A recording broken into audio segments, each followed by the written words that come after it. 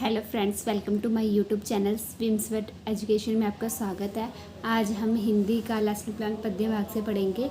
विषय हिंदी, उपविषय पद्य भाग, प्रकरण हम पंछी उन्मुक्त गगन के। छात्र अध्यापिका नाम जो आपका नाम है, विद्यालय का नाम, दिनांक जो तारीख है, कक्षा 7वीं, वादन पहला मतलब पीरियड जो भी है आपका वो, समय 35 मिनट। सामान्य उद्देश्य हमारे पहला है छात्रों में हिंदी पद्य साहित्य के प्रति रुचि उत्पन्न करना। दूसरा है छात्रों में हिंदी शब्द भंडार का विकास करना। तीसरा है छात्रों में हिंदी काव्य के प्रति अनुराग उत्पन्न करना। चौथा है छात्रों में हिंदी काव्य की अर्थ ग्रहण क्षमता का विकास करना। पांचवा है विद्यार्थियों में हिंदी काव्य में वर्णन, विश्लेषण, रचना आदि बौद्धिक शक्तियों का विवर्धन करना। छठवां है विद्यार्थियों में हिंदी काव्य में उचित लय, गति, यति आदि के साथ सस्वर वाचन के योग्य बनना। सातवां है विद्यार्थियों में हिंदी काव्य के माध्यम से श्रवण, भाषण, पठन, लेखन कौशल का विकास करना। आठवां है विद्यार्थियों को हिंदी पाठ्यगत आदर्श अनुगुणों को अपने जीवन में आचरण करने की प्रेरणा प्रदान करना। विशिष्ट उद्देश्य है हमारे ज्ञानात्मक उद्देश्य हमारा छात्रों को भाषा तत्वों का ज्ञान कराते हुए पद्यांश में आए कठिन शब्द जैसे उन्मुक्त, गगन, कनक, कुटुक आदि शब्दों का ज्ञान कराना एवं उनके अर्थों से परिचित करवाना। भावात्मक छात्रों को उदाहरण और दृष्टांत आदि के माध्यम से पद्य के स्थलों एवं अंशों का अवबोध कराना तथा पाठ में उच्चारित पाठ्यांशों के माध्यम से जैसे कि पंछी का खुले आकाश के प्रति सकारात्मक भाव उत्पन्न करना। कौशलात्मक उद्देश्य हमारा छात्रों को सस्वर वाचन के माध्यम से श्रवण कौशल का अनुवाचन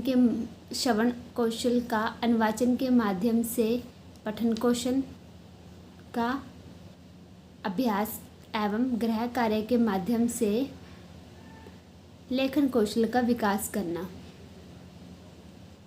सहायक उपकरण हमारा सामान्य उपकरण है पाठ्यपुस्तक, सुधाखंड, मार्जनी, संकेतिका, लिपेट संपत। विशिष्ट उपकरण हमारा चित्र। पूर्व ज्ञान छात्रों को पंछियों के प्रति सामान्य जानकारी रखते हैं छात्र। शिक्षण सूत्र है हमारा छात्र अध्यापिका ज्ञात से अज्ञात की ओर शिक्षण सूत्र का अनुसरण करते हुए अधोलिखित प्रश्न पूछेगी। पहले है क्रम संख्या, दूसरा है शिक्षण बिंदु, तीसरा है शिक्षण उद्देश्य, चौथा है छात्र अध्यापिकाएं क्रियाएं, फिर है छात्र क्रियाएं, फिर विधि पर विधि, फिर मूल्यांकन। पहला प्रस्तावना। पूर्व ज्ञान का परीक्षण, नवीन ज्ञान के प्रति अभिप्रेरणा। छात्र अध्यापिका ज्ञात से अज्ञात की ओर शिक्षण सूत्र का अनुसरण करते हुए पूर्व ज्ञान के परीक्षण के लिए अधोलिखित प्रश्न पूछेगी। प्रस्तावित प्रश्न। पहला क्वेश्चन है हमारा, हम विद्यालय में पढ़ाई करने कब जाते हैं? छात्र उत्तर देंगे, हम विद्यालय में पढ़ाई करने सुबह के समय जाते हैं।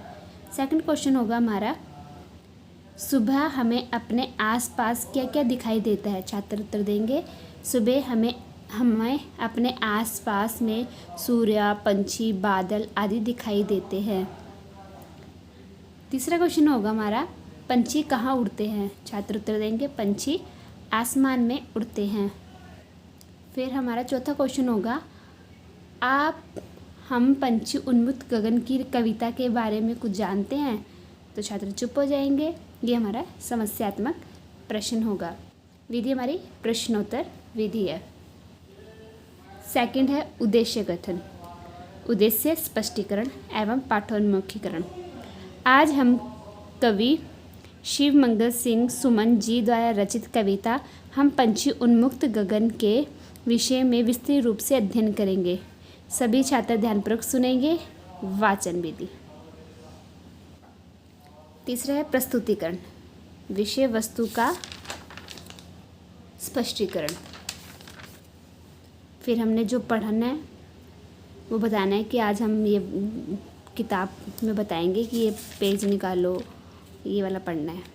सभी छात्र अपनी पुस्तकें खोलेंगे। वाचन विधि है पाठ्य पुस्तक। चौथा है सस्वर वाचन, श्रवण कौशल का संपादन। छात्र अध्यापिका कक्षोचित स्वर में लय गति यति का ध्यान रखकर शुद्धता स्पष्टता समुचित प्रवाह से प्रभावपूर्ण रीति से सस्वर वाचन करेगी। सभी छात्र ध्यानपूर्वक सुनेंगे और देखेंगे। क्या देखेंगे? किताब, वाचन विधि और पाठ्य पुस्तक। 5वां पॉइंट होगा हमारा अनुवाचन, वाचन कौशल का संपादन। छात्र अध्यापिका कुछ छात्रों को अनुवाचन के लिए निर्देश देगी। निर्देशित छात्र क्रमश पद्यांश का अनुवाचन करेंगे। अन्य छात्र ध्यानपूर्वक सुनेंगे। वाचन विधि पाठ्य पुस्तक। 6वां है अशुद्धि संशोधन, उच्चारण दोष का निवारण। छात्र अध्यापिका छात्रों के द्वारा अनुवाचन में उच्चारित अशुद्ध शब्दों का संशोधन सामपट पर छात्रों के सहयोग से करेगी।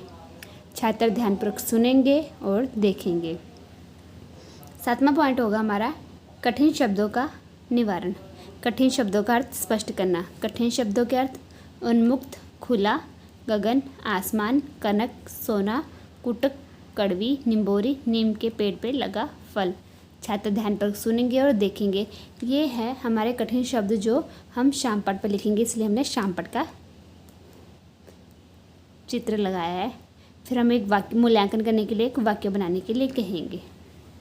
8वां है सामपट कार्य पर्यवेक्षण, लेखन कौशल का संपादन। छात्र अध्यापिका छात्रों को सामपट पर लिखित अंशों को अपनी अभ्यास पुस्तिका में लिखने के लिए निर्देश देंगे। स्वयं कक्षा का निरीक्षण करेगी। उसके बाद 9वां पॉइंट होगा हमारा अवबोध प्रश्न, अबोध शक्ति का परीक्षण। पंछी कैसे ना गा पाएंगे? छात्र उत्तर देंगे पंछी पिंजर बंद में ना गा पाएंगे। पंछी कैसा जल पीना चाहते हैं? पंछी बहता जल पीने वाले हैं। विधि हमारी प्रश्नोत्तर विधि। उसके बाद हम व्याख्या करेंगे, भाव व्याख्या, अर्थ स्पष्टीकरण और विशेषताएं कथन।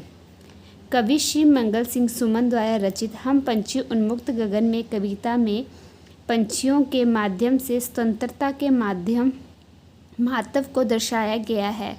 कविता के माध्यम से पंछी कह रहे हैं कि हम खुले आकाश का विचरण करते हैं। यदि हमें पिंजरे में बंद कर दिया गया तो हम मधुर गीत नहीं सुना पाएंगे। पिंजरा भले ही सोने का क्यों ना हो, खुशी में फड़फड़ाते हमारे पंख इससे टकराकर टूट जाएंगे। इसलिए पिंजरे में बंदी जीवन हमारे लिए महत्वहीन है। हम नदियों और झरनों का बहता जल पीने वाले हैं। पिंजरे के अंदर ना हमारी भूख मिटेगी ना प्यास। हमें आज़ाद रहकर कड़वी निम्बोरी खाना अधिक पसंद है, क्योंकि वह कितनी भी कड़वी हो वह गुलामी में रहकर मैदा खाने से अच्छी है। सोने की पिंजरे को बंद रहकर हम अपने गति और उड़ान सब भूल चुके हैं। वृक्ष की ऊंची डालियों पर झूला झूलना अब एक सपना बनकर रह गया है। ये सब हम व्याख्या चित्र के माध्यम से करेंगे कि पंछी खुले आकाश में उड़ना चाहते हैं, क्योंकि ये हमने चित्र बनाया है। हम पंछी उन्मुक्त गगन के यहाँ पर हम एक पिंजरा भी बना सकते हैं।